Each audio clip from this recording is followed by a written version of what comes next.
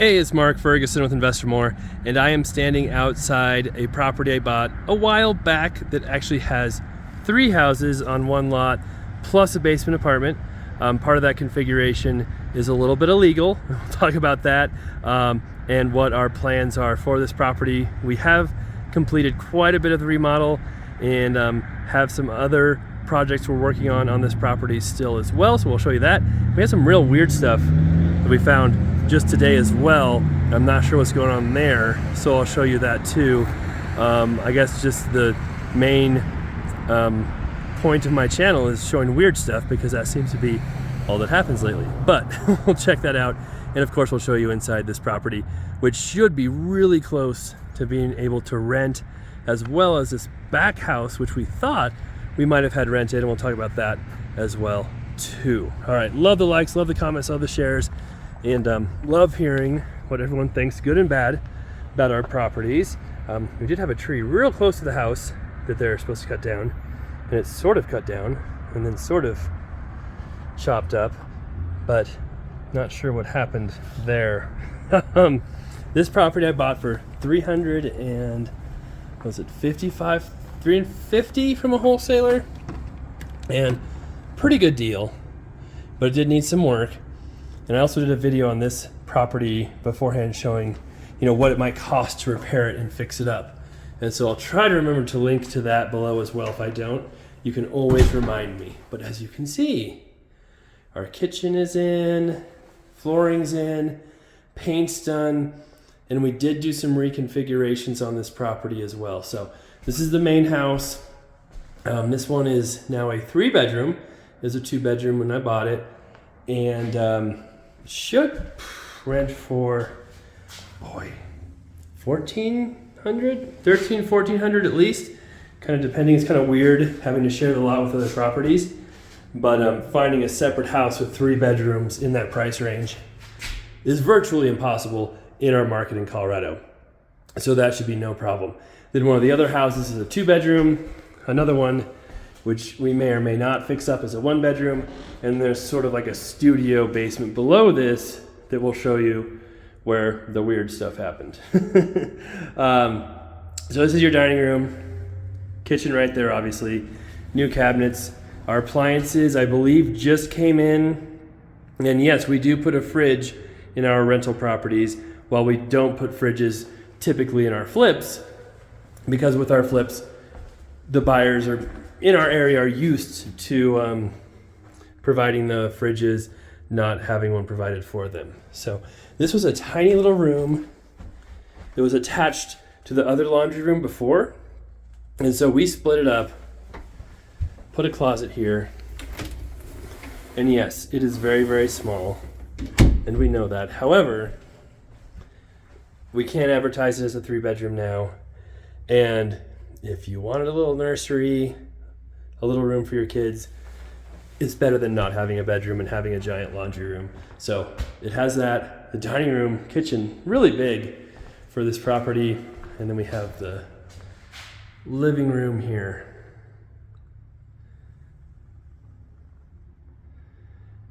You can see, I think our guys cleared out a bunch of the trees, or I don't know if it's just winter, but this house was pretty sheltered by this busy road before, and now it's got a lot more exposure.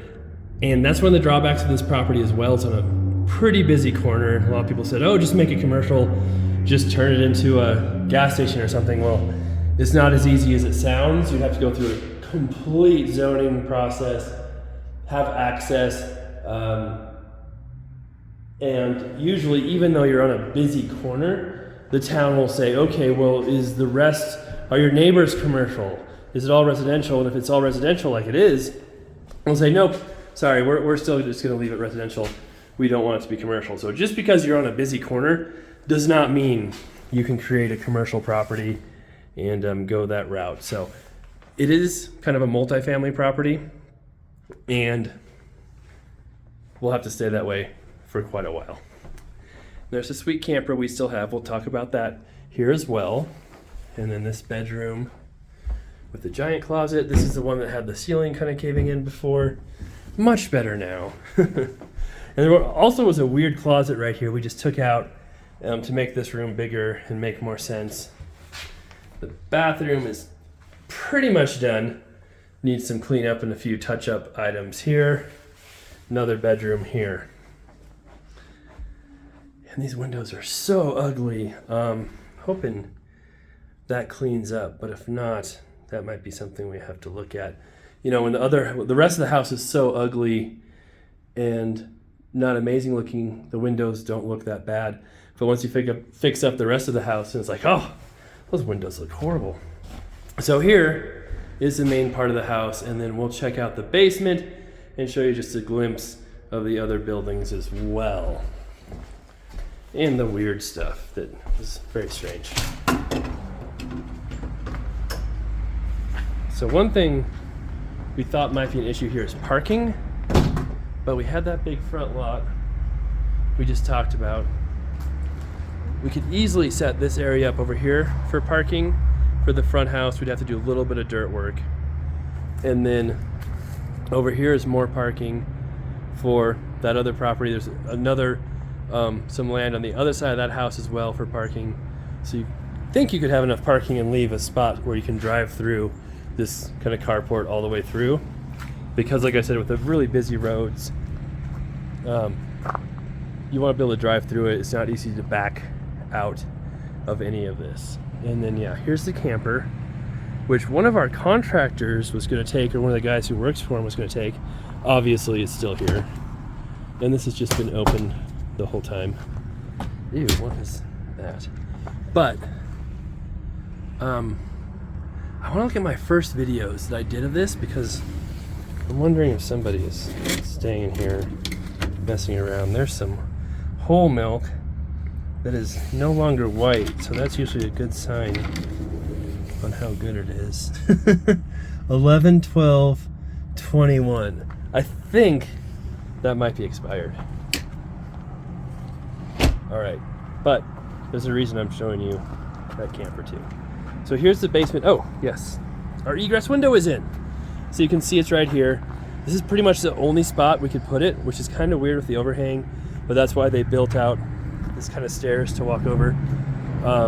This is that closet, the big closet we were just in, and that overhangs over the land, so the edge of this basement is right there. So there's really nowhere to put the egress except right there. And yeah, it'd be great to have a one bedroom, but it'd just be a studio. We'll show you that here. And of course, yeah, the weird stuff starts with, they painted the outside of the house and just painted the doorknob and deadbolt. I guess they're planning to change that. But then, what the heck is going on here? And when we came in here, and first off, we thought, you know, we'd have more work done down here. They've got the green light to remodel it. But this door is all types of funky. And I don't remember if it was like that before or if this happened like recently. And this is just super weird how that's there. And the other weird stuff, the egress window, we'll show you that here in a second, is you walk in here and look, that's the same padding that was in the camper, and there's a weird tripod in here. So did we have TikTokers break into our basement so they could do weird videos down here? I don't know.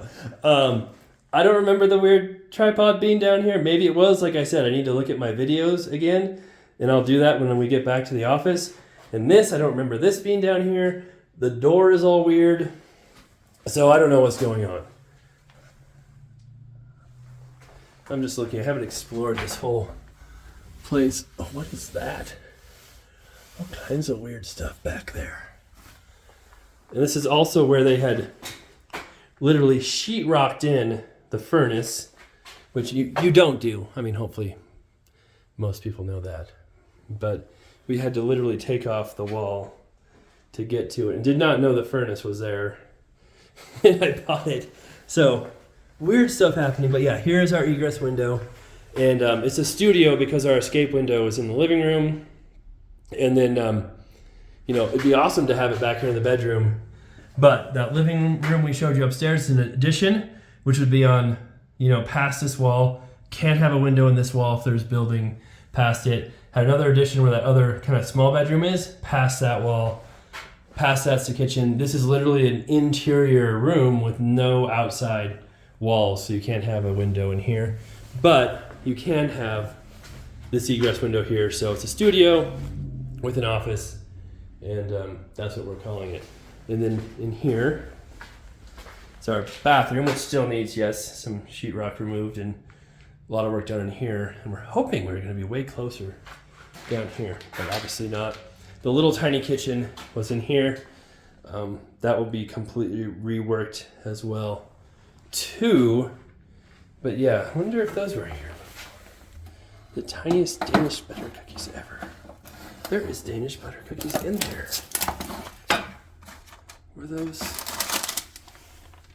I'm gonna have to check I don't know if I have that open before. Anyway, strangest stuff going on down here. So we're gonna have our contractor come back over and see if he remembers this stuff being here. I'll check my videos and go from there. So that's the crazy weird basement. A lot of people say, why in the world would you make this a living space, a basement? Why not just make it storage? Well, if we can rent this, and even though it has a weird, bedroom, not really bedroom office, you can probably rent this for $600, maybe $700 a month. And that adds $100,000 of value to the property. I know it sounds crazy to a lot of people, but that's why you do it. And there's a housing shortage in our area. It's really tough to find property. So if you can add units, you can add places to live, it really does create a huge advantage for the property. And then over here is where our other decisions came into play. I mentioned it being an illegal property. So you're allowed to have 2 houses and in a basement unit. Basically, you can have 3 units on this lot legally. Well, we have 3 houses, as you can see. So one of these technically isn't legal. That's a 2-bedroom, remodeled it, fixed it up. We thought our contractor's guy who was working for him was gonna rent it, but that didn't work out. So we'll try and get that released here, leased again. And this one is kind of the weird 1-bedroom. Here's the 1-bedroom that has no heat currently. We think they just had kind of a space heater in here. So that's the other issue with making this a real unit is, again, we've got limited electrical without a lot of work and then no heat. And when you're bringing in baseboard heat, which would probably be the best option in here, you've got to really work on the power and upgrade that. There's really no space for a forced air furnace or anything like that. I mean, I guess you could put like the space heater type furnaces in here again. Those aren't ideal. So you have limited options for heat in here too. But yeah, and this one would need some work, and it slopes like 3 inches from one side to the other. So I don't know if this used to be a garage or just a barn or what, but it's definitely the least attractive of all the units in here. That if we did fix it up and rent it, technically it's not legal. The city could come through, say, hey, you can't rent this, kick our tenant out. So that's where our decision comes into. If I keep this, sell it, what do we want to do? And I think we've just decided to, for right now, fix up the house, the basement, the 2-bedroom, rent those, and then try to sell the property, see how that goes, let the new owners decide, hey, do we want to rent that? Do we want to turn it into a garage? Do we just want to leave it? Let them make that decision. And based on the money and rent coming in, it should still be a good deal for someone, good deal for us. Then you have this really nice shed, which is way, way nicer than the 1-bedroom over there. So I had some thoughts go through my head of, do we convert this to living space? Do we add more units? Do we make it, if we're gonna have some illegal units, why not just have all the illegal units? But decided not to, decided it wouldn't be worth it. One of the issues is the power, and we have 1 electrical meter for the whole property pretty much, so it would just have to do a lot of electrical work to make it work, to add more units. Plumbing, there's no plumbing in here, no drains, anything like that. Have to do a lot of work, very expensive on that front. Obviously no heat in here. It'd almost be like rebuilding a whole property. And then of course, if you're doing all of that and really making a lot of really big changes, you know, to make it legal, you have to go through the permit process and all that. Obviously, they won't let you do that, allow you to do that for another unit when it's not zoned correctly. So you could go through a variance process and say, hey, I want to try and make this legal and have the city change zoning or allow a variance. I mean, that could take a year, really. It could take a very, very long time, and there's no guarantee they'll allow it. So we decided to just kind of fix up the places that are legal, we know are legal, leave the rest how it is, and then get everything rented, let the new owners figure out what they want to do on that front. All right, so that's the property. That's where we're at right now. If we did get everything rented and, well, not all the legal units rented, we'd probably be in the range of $3,300 a month or so, which means for probably a $500,000 to $550,000 property with all the different things going on, plus the extra bonus of the illegal unit that a new owner could use or try and get a variance or build a garage. Who knows what they want to do. So it still works out as a good deal, even when we can't use that illegal unit. That's why I bought in the first place, because I knew that, and we're making progress on getting to that point. And yes, we will take the sweet Cupid and butterflies off the door. All right, that's the property. Thank you so much for watching. Appreciate all the support, comments, likes. We'll have more updates on this property as we move along and get the basement done. If we figure out what's going on in the basement, if someone was living down there, or just my contractor moving weird camper pads down there and filming his own TikToks, maybe that's what was happening. we'll figure all that out. All right, thanks for watching. We'll be back soon.